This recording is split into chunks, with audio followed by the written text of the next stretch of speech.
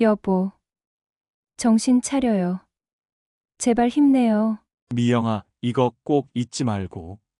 내가 떠나거든 여기에 적어놓은 주소로 가서 이분을 꼭 만나봐. 그런데 누구에게도 알리지 말고. 반드시 너 혼자 찾아가야 해. 남편 주성주는 희미해 가는 정신을 부여잡고 아내의 손을 힘없이 잡으며 마지막 힘을 다해 이야기하고 있다. 안녕하세요. 저는 인천에 살고 있는 손미영입니다. 올해 50살이 되었습니다. 지금 제가 서울 강남구 대치동에서 한가족 사랑의 집이라는 요양센터를 운영하고 있다고 하면 어쩌면 많은 분들이 저를 부러워하실지도 모르겠습니다. 하지만 이 자리에 오기까지 제가 걸어온 길은 결코 쉽지 않았습니다. 오늘 이 시간을 통해 제 이야기를 나누고 싶습니다. 아마도 비슷한 상황에 계신 분들께 작은 위로와 희망이 될 수 있지 않을까 싶어서요. 저와 제 남편 주성주는 대학 시절 같은 이대에서 만났습니다. 그는 훌륭한 외과 의사가 되었고 저는 그의 곁에서 간호사로 일했습니다. 우리는 서로를 깊이 사랑했고 20년 넘게 함께 일하며 생활했습니다. 하지만 운명이란 때로는 너무나 잔인합니다. 3년 전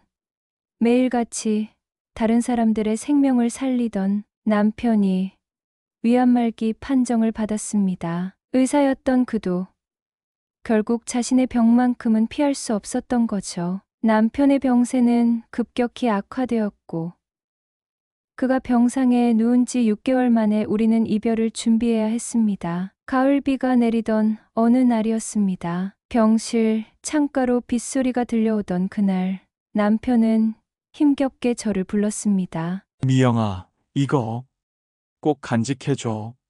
내가 없더라도 널 위해 준비한 거야. 남편의 떨리는 손에서 전해진 작은 쪽지. 거기엔 이렇게 적혀 있었습니다. 이성철 변호사 서울시 강남구 대치동 9185. 이게 뭐야? 제가 묻자 남편은 몸을 일으키려다 기침을 쏟아냈습니다. 간호사가 급히 달려왔지만 남편은 손짓으로 괜찮다며 그녀를 물려보냈습니다. 조용히 아무에게도 말하지 마. 장례식 후에 꼭 연락해. 그의 눈빛은 분명했습니다. 20년 넘게 함께한 남편이었기에 그 눈빛이 무엇을 의미하는지 알 수 있었습니다. 저는 그저 고개를 끄덕였고 쪽지를 지갑 깊숙이 넣었습니다. 그리고 그날 밤 남편의 손을 잡고 밤새 이야기를 나눴습니다. 처음 만났던 날, 첫 데이트, 결혼식, 함께 일했던 병원에서의 추억들, 모든 기억을 하나하나 되새기며 밤을 지새웠습니다. 그로부터 일주일 후 남편 주성주는 세상을 떠났습니다. 그가 마지막으로 남긴 말은 사랑해, 미영아 였습니다. 제 손을 꼭 쥐고 미소를 지으며 눈을 감았습니다. 그렇게 평온하게 마치 깊은 잠에 든 것처럼 장례는 조용히 치러졌습니다. 남편은 큰 병원의 의사였기에 많은 동료와 환자들이 찾아와 그를 떠나보냈습니다. 하지만 문제는 그때부터였습니다. 장례식장에서부터 시작된 갈등은 상상을 초월했습니다. 시아버지 주정열, 시형 주성규, 시누이 주성기, 그리고 시어머니 방순옥. 그들이 모이자마자 오간 대화는 오직 돈에 관한 것뿐이었습니다. 성주가 병원 지분이 얼마나 돼? 아버지 명의로 된 건물도 있던데. 어머니, 제가 장남인데 당연히 상속은 내 몫이죠. 그 집이랑 빌딩, 그거 우리 가족 이름으로 되어 있었던 거 아니야? 저는 입을 굳게 다물었습니다. 가슴속 깊이 남편의 쪽지가 있었지만 그 자리에서 꺼낼 생각은 하지 못했습니다. 그저 조용히 절차를 마무리했습니다. 어느 누구도 제게 위로의 말 한마디 건네지 않았습니다. 심지어 방순옥 시어머니는 장례식장에서 이런 말까지 했습니다. 이제 내가 살 곳은 어디야? 성주 없이 그 아파트에 계속 있을 건 아니잖아. 그 말에 가슴이 찢어지는 듯 했습니다. 20년을 함께 산 며느리에게 하는 말이 그것이었습니다. 하지만 저는 참았습니다. 남편이 저를 믿고 남긴 쪽지가 있었으니까요. 장례가 끝난 후 일주일이 지났습니다. 그동안 시가족들은 벌써 남편의 유품을 정리한다며 아파트에 들락날락했고 은행 통장과 인감도장까지 찾아다녔습니다. 그러던 어느 날 저는 용기를 내어 쪽지에 적힌 번호로 전화를 걸었습니다. 안녕하세요. 이성철 변호사님 사무실인가요? 네, 맞습니다. 누구신지요? 저 주성주 의사의 아내 손미영입니다. 전화기 너머로 잠시 침묵이 흘렀고 이어서 변호사의 차분한 목소리가 들려왔습니다. 손미영님 기다리고 있었습니다. 내일 오전 10시에 사무실로 와주실 수 있을까요? 다음 날 강남의 한 오피스 빌딩에 있는 변호사 사무실. 저는 긴장된 마음으로 문을 두드렸습니다. 문이 열리고 50대 중반으로 보이는 단정한 모습의 남자가 저를 맞이했습니다. 손미영님이시죠? 들어오세요. 주 선생님께서 많은 이야기를 해주셨습니다. 사무실 안으로 들어서자 테이블 위에는 여러 서류 뭉치가 놓여 있었습니다. 이성철 변호사는 차를 내어주며 조용히 말을 이어갔습니다. 주 선생님께서는 2년 전부터 저와 함께 준비해 오셨습니다. 처음 암 진단을 받으셨을 때부터요. 2년 전이요?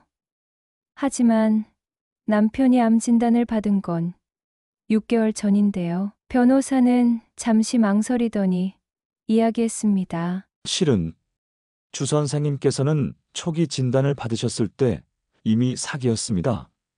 하지만 손 선생님이 걱정하실까봐 말씀을 안 하셨던 겁니다. 대신 남은 시간 동안 손 선생님의 미래를 준비하셨죠. 그 말에 저는 눈물이 왈칵 쏟아졌습니다. 남편은 2년 동안 자신의 죽음을 알면서도 저에게 아무 말도 하지 않았던 겁니다. 대신 홀로 저의 미래를 준비했던 겁니다. 변호사는 서류들을 하나씩 보여주기 시작했습니다. 남편 주성주는 생전에 자신이 가진 병원 지분을 모두 정리해 현금화한 후 강남구 대치동의 작은 5층짜리 건물을 구입했습니다. 그리고 이성철 변호사를 통해 제 앞으로 법인을 설립했고 그 법인을 통해 요양센터를 준비해 두었던 겁니다. 이 공간은 주 원장님이 당신만을 위해 준비하신 곳입니다. 1층은 로비와 사무실, 2층부터 4층은 요양실, 5층은 손 선생님의 주거 공간으로 설계되었습니다. 모든 인테리어와 장비도 이미 갖춰져 있습니다. 저는 믿을 수 없었습니다. 변호사는 이어서 두꺼운 파일을 꺼내 저에게 건넸습니다. 이것은 요양센터 운영에 관한 매뉴얼입니다. 주 선생님께서 직접 작성하셨어요. 어떤 식으로 운영해야 하는지, 어떤 환자들을 받아야 하는지 모든 것이 상세히 적혀 있습니다. 그리고 마지막으로 변호사는 봉투 하나를 건넸습니다. 그 안에는 남편의 편지가 들어 있었습니다. 사랑하는 미영아, 이 편지를 읽는 순간 나는 이미 이 세상 사람이 아닐 거야. 하지만 내 마음만큼은 항상 내 곁에 있을 거란 걸 알아주길 바래. 우리가 함께한 20년은 내 인생에서 가장 행복한 시간이었어. 내가 있었기에 나는 의사로서, 남편으로서 최선을 다할 수 있었어. 이 요양센터는 내가 앞으로도 누군가를 돌보며 살아갈 수 있도록 만든 공간이야. 너는 언제나 따뜻한 마음으로 환자들을 대했고, 그 모습이 내가 가장 사랑하는 너의 모습이었어. 나 없이도 넌 충분히 강하고 따뜻한 사람이야. 그런 너의 마음이 더 많은 사람들에게 닿길 바래. 이 센터의 이름은 한가족 사랑의 집이야. 내가 그곳에서 진정한 가족의 의미를 만들어 가길 바래. 우리 가족들에게도 시간이 지나면 이해가 될 거야. 그들에게도 너의 따뜻함이 전해지길 바란다. 미영아, 고마워. 그리고 사랑해. 영원히 너를 사랑하는 성주가. 그 편지를 읽는 순간 저는 주체할 수 없이 울었습니다. 남편은 떠나는 그 순간까지 저의 삶을 걱정하고 준비하고 있었던 것입니다. 변호사는 조용히 말을 이어갔습니다. 모든 법적 절차는 끝났습니다. 건물과 사업 자등록증, 운영에 필요한 모든 허가도 완료되었습니다. 주 선생님께서는 3년치 운영 자금까지 준비해 두셨어요. 이제 시작하실 준비만 하시면 됩니다. 저는 그날 변호사 사무실을 나와 남편이 준비해둔 건물로 향했습니다. 대치동의 조용한 주택가에 위치한 그 건물은 밖에서 보기에는 평범했지만 안으로 들어서자 놀라움의 연속이었습니다. 정원이 있는 작은 로비, 따뜻한 색감의 벽지, 편안한 소파와 테이블이 놓인 거실 같은 공간, 2층으로 올라가니 10개의 방이 있었고 각 방에는 이름표와 함께 꽃그림이 걸려 있었습니다. 장미방, 국화방, 진달래방. 남편은 제가 꽃을 좋아한다는 것까지 기억하고 있었습니다. 4층까지 둘러본 후 마지막 5층으로 올라갔습니다. 문을 열자 넓은 거실과 주방, 그리고 침실이 보였습니다. 창문 너머로는 서울의 전경이 한눈에 들어왔고 테라스에는 작은 정원까지 마련되어 있었습니다. 벽에는 우리의 결혼 사진이 걸려 있었고 침대 옆 테이블에는 남편이 좋아하던 소설책이 놓여 있었습니다. 마치 남편이 지금도 이곳에 함께 있는 것 같은 느낌이 들었습니다. 그 순간 저는 다짐했습니다. 이 공간을 단순한 시설이 아닌 가족을 잃은 이들에게도 진정한 한 가족이 되어주는 따뜻한 집으로 만들겠다고. 남편의 사랑과 배려에 보답하는 길은 그것뿐이라고 생각했습니다. 그러나 세상의 갈등은 쉽게 사라지지 않았습니다. 요양센터 준비를 시작한 지 한 달도 안 되어 주성규와 주성이, 방순옥이 센터를 찾아왔습니다. 이게 다 뭐야? 성주가 이런 걸 준비했다고? 우리한텐 한마디도 안 하고? 시어머니 방순옥은 화가 나서 목소리를 높였습니다. 우리 집 재산으로 이런 걸 차려놓고 이게 다 어디서 나온 돈이야? 엄마, 이거 다 불법일 거예요. 성주 오빠가 어떻게 이런 걸 몰래 할 수 있겠어요? 변호사 불러요.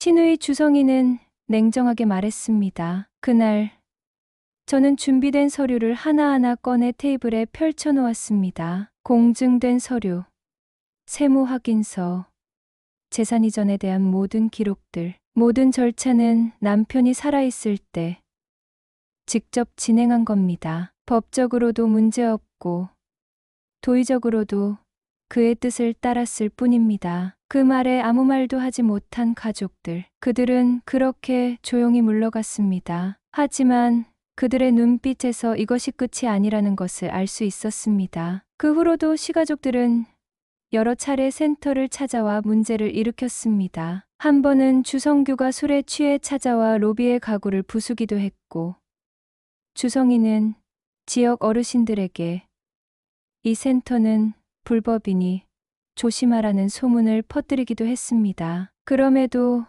저는 묵묵히 센터를 준비했습니다. 간호사 2명과 요양보호사 3명을 고용했고 음악치료사와 물리치료사도 섭외했습니다. 그렇게 3개월 후 한가족 사랑의 집은 정식으로 문을 열었습니다. 첫 입소자는 김영수 할아버지였습니다. 79세의 그는 파킨슨병으로 오래 투병하셨고 아들과 며느리가 해외 출장이 잦아 돌봄이 필요했습니다. 이어서 박정희 할머니, 최만석 할아버지, 한 분 새로운 가족이 늘어갔습니다. 센터는 단순히 거주 공간을 제공하는 것을 넘어 진정한 가족의 의미를 만들어가는 곳이 되었습니다. 매주 월요일에는 음악 시간, 수요일에는 원예 활동, 금요일에는 요리 시간을 가졌습니다. 어르신들은 자신들의 이야기를 나누고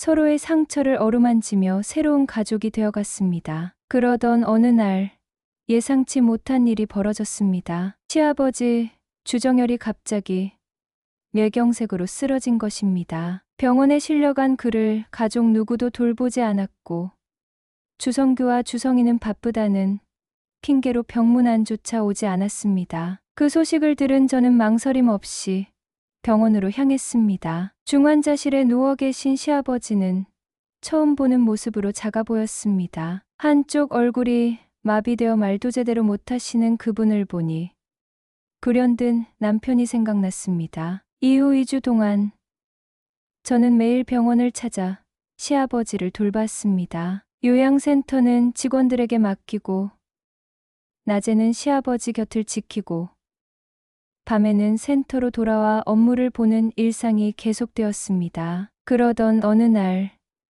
의식이 회복된 시아버지가 저희 손을 잡았습니다. 그리고 떨리는 목소리로 말했습니다. 미영아, 고마워. 그 한마디에 저는 눈물이 흘렀습니다. 20년 넘게 시부모님 댁에 드나들었지만 시아버지의 고맙다는 말은 처음 듣는 것이었기 때문입니다. 이어서 그는 힘겹게 말을 이었습니다. 성주가 왜 너한테 그 모든 걸 맡겼는지 이제야 알겠구나. 미안하다. 미영아. 그 말은 평생 처음 듣는 시아버지의 진심이었습니다. 그리고 그 이후 가족들은 조금씩 달라지기 시작했습니다. 시아버지의 상태가 호전되어 퇴원할 때 저는 망설임 없이 제안했습니다. 아버님, 우리 센터로 오세요. 제가 직접 모실게요. 처음에는 거부하셨지만 결국 시아버지는 한가족 사랑의 집에 새로운 가족이 되었습니다. 그리고 시아버지를 돌보기 위해 주성규와 주성이도 종종 센터를 찾게 되었습니다. 처음에는 어색하고 불편한 분위기였지만 시간이 지날수록 그들도 센터의 따뜻함을 느끼게 되었습니다. 주성규는 주말마다 와서 어르신들과 바둑을 두었고 주성이는 자신의 재능인 피아노 연주로 음악 시간을 도왔습니다. 그리고 6개월 후 가장 놀라운 변화가 찾아왔습니다. 시어머니 방순옥이 센터를 방문한 것입니다. 처음에는 남편을 보러 왔다가 점차 센터의 일상에 함께하게 되었습니다. 내가 요리 좀 한다고 소문났었지. 오늘은 내가 점심 준비할게. 시어머니가 앞치마를 두르고 주방에 들어선 날 저는 눈물을 감출 수 없었습니다. 그녀가 만든 된장찌개는 센터의 모든 어르신들이 칭찬할 정도로 맛있었고 그날 이후 시어머니는 주 2회 센터의 식사를 책임지게 되었습니다. 그렇게 1년이 지나고 어느덧 한가족 사랑의 집은 이름 그대로 한가족이 되어갔습니다. 입소 어르신들은 물론 시아버지 주정열, 시누이 주성이, 시형 주성규, 시어머니 방순옥까지 모두가 이곳에서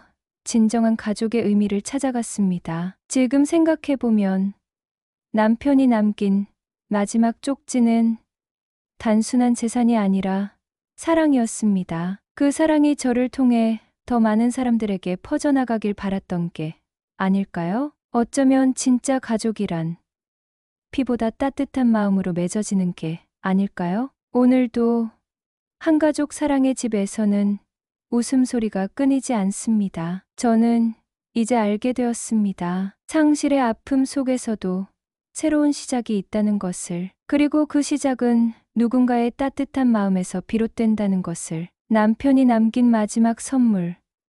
그것은 단순한 건물이 아니라 사랑의 시작이었습니다. 여러분의 인생에서 가장 뜻깊었던 순간, 누군가에게 전하고 싶은 감사의 마음, 혹은 용서를 구하는 진심, 어떤 이야기든 저희에게 보내주세요. 그리고 구독과 좋아요, 알림을 설정해 주시면 저에게는 큰 힘이 됩니다. 감사합니다.